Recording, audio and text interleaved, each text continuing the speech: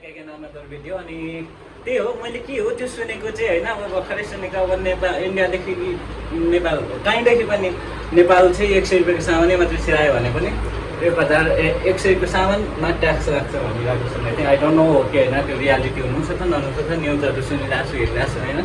अनि अब हामी चाहिँ अब राम्रो देश पनि जानु सकिएन होइन, मतलब जापान अस्ट्रेलिया वगैरह यो कहीँ जानु सकेन। Just details of are coming here India. अनि हामी चाहिँ इन्डियामा काम गर्ने मान्छेहरू होइन, अब कति नेपालीहरू इन्डियामा काम गर्छ होइन, अनि इन्डियनहरू पनि नेपालमा काम गर्छ। त्यो चाहिँ अब के भन्नु, त्यसले त अब असर त हामीलाई पनि पऱ्यो। लाइक 100 रुपियाँको त चड्डी हुन्छ, चड्डी लाइन्छ 100 रुपियाँको क्या, 100 रुपियाँको चड्डी लागेर हिँडिन्छ।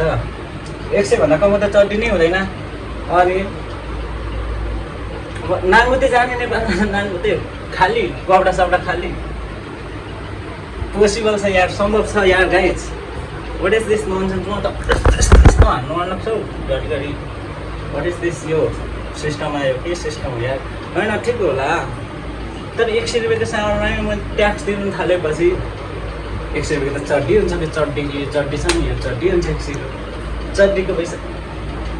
नाङ्गो जानु नेपाल हामी, यहाँ 1-2 रुपियाँ कमाउनु भनेरको मतलब त्यस्तो धेरै कमाइ पनि हुँदैन इन्डियामा। मलाई यतिकै बस्नु भन्दा नेपालमा त्यतिकै बसिराख्नु भन्दा यहाँ काम गरेर के गरौँ खाऊँ भन्ने कुरो त्यही भएर आएको हुन्छ मलाई। 100 रुपियाँको दिने पैसा तिर्ने, त्यही 100 कमाउनुको लागि आउँछ। अनि फेरि वाट इज ननसेन्स ब्रो?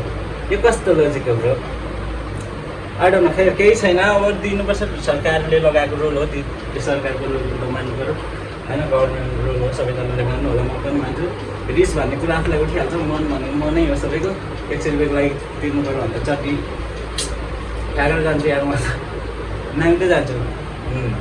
पैसा छैन मसँग एक्स्ट्रा। त्यस्तो हान्नु पनि अब मिलेन, गभर्मेन्ट हो, सरकारलाई पाउँछ, सरकारले रेस्पेक्ट गर्नु पर्यो